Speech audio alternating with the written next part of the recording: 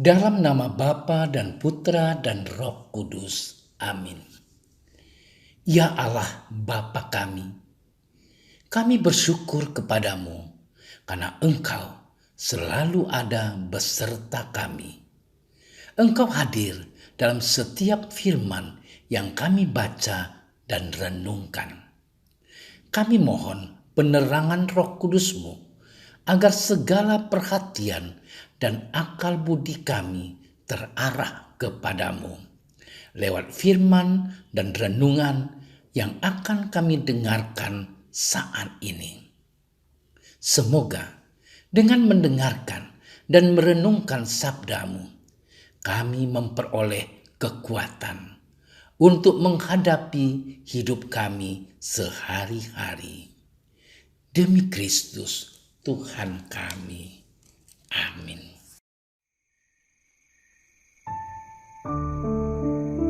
Sekali peristiwa, datanglah seorang ahli Taurat kepada Yesus dan bertanya, "Hukum manakah yang paling utama?" Jawab Yesus, "Hukum yang terutama ialah, dengarlah hai orang Israel, Tuhan Allah kita, Tuhan itu Esa. Kasihilah Tuhan Allahmu dengan segenap hatimu dan dengan segenap jiwamu dan dengan segenap akal budimu dan dengan segenap kekuatanmu. Dan hukum yang kedua ialah, kasihilah sesamamu manusia seperti dirimu sendiri. Tidak ada hukum lain yang lebih utama daripada kedua hukum ini." Lalu kata ahli Taurat itu kepada Yesus, "Tepat sekali Guru, benar katamu itu, bahwa Dia Esa dan bahwa tidak ada yang lain kecuali Dia. Memang mengasihi Dia dengan segenap hati dan dengan segenap pengertian dan dengan segenap kekuatan, dan juga mengasihi sesama manusia seperti diri sendiri adalah jauh lebih utama daripada semua korban bakaran dan korban sembelihan." Yesus melihat bagaimana bijaksananya jawab orang itu, dan ia berkata kepadanya, "Engkau tidak jauh dari kerajaan Allah." Dan seorang pun tidak berani lagi menanyakan sesuatu kepada Yesus. Demikianlah sabda Tuhan.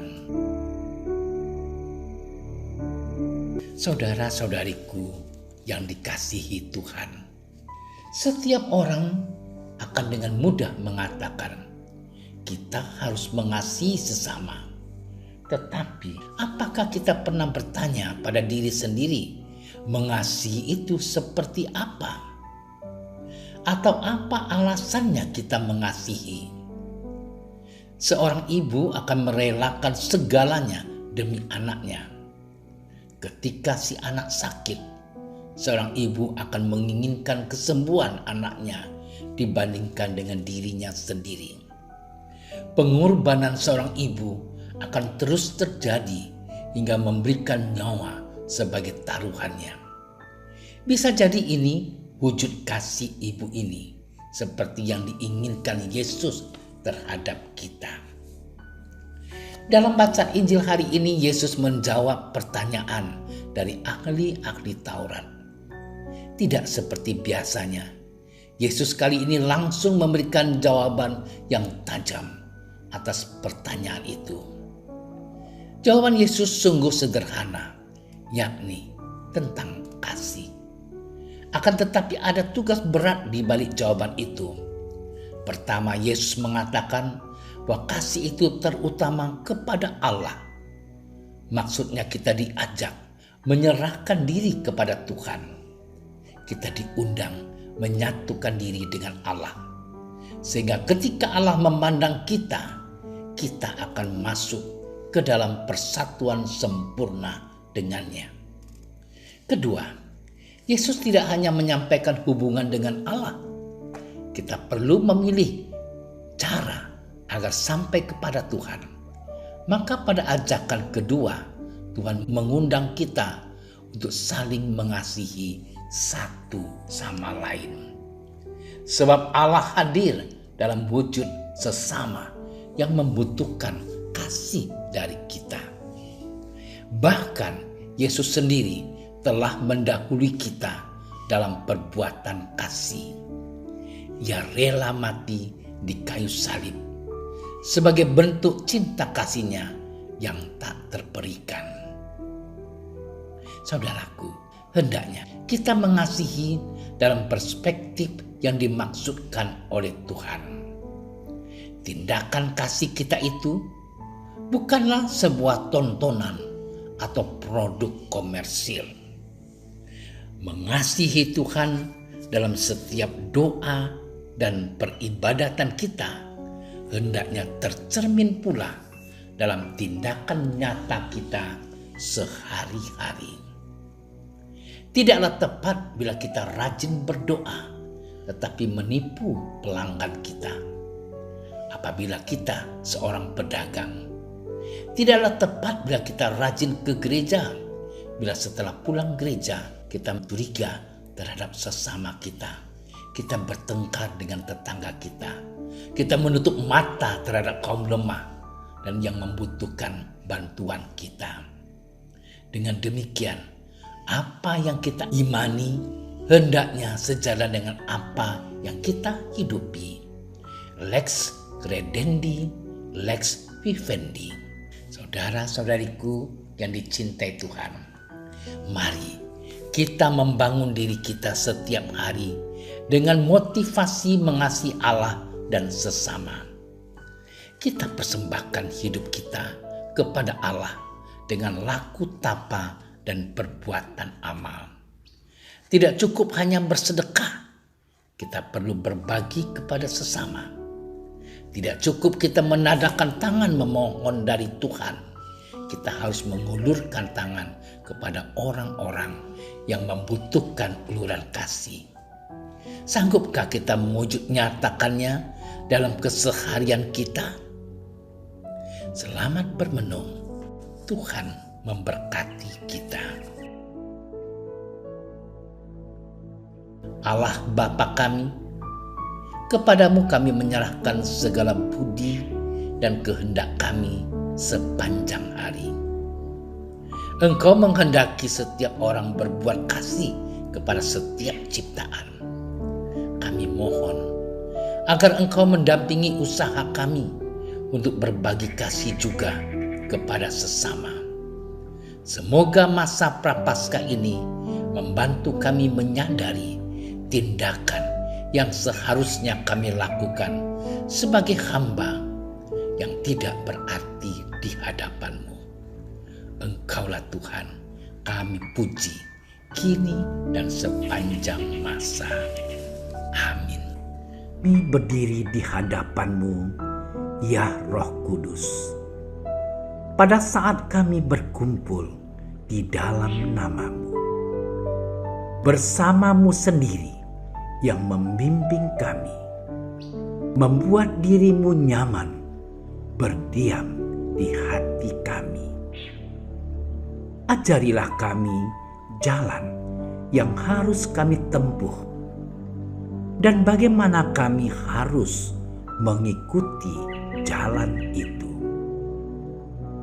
Kami lemah dan berdosa. Jangan biarkan kami mendukung kekacauan. Jangan biarkan kebodohan menuntun kami ke jalan yang salah. Jangan pula keberpihakan mempengaruhi tindakan-tindakan kami.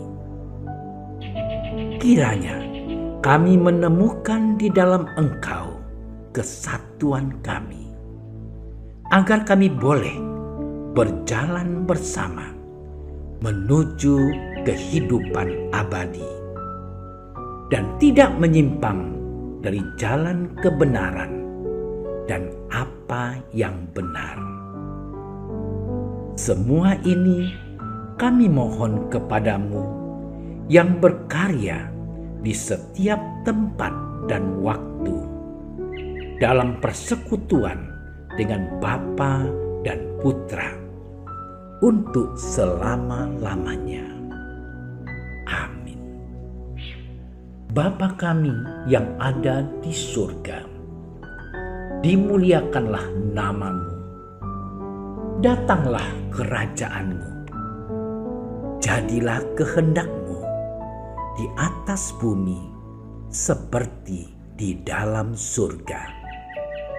Berilah kami rezeki pada hari ini, dan ampunilah kesalahan kami, seperti kami pun mengampuni yang bersalah kepada kami.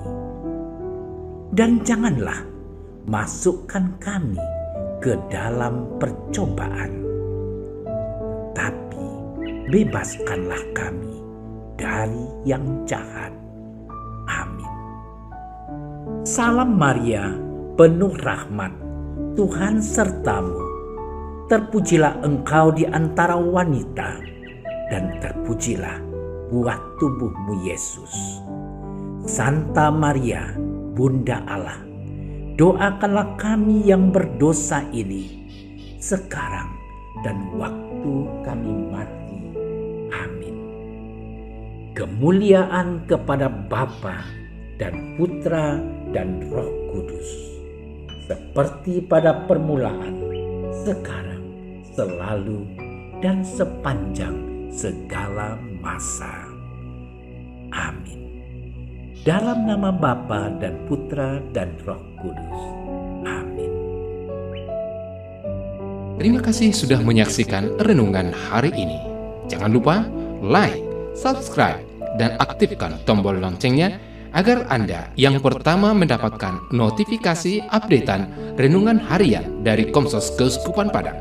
Dan bagikan ke sosial media agar saudara-saudara kita dapat mendengarkan dan merenungkan firman Tuhan.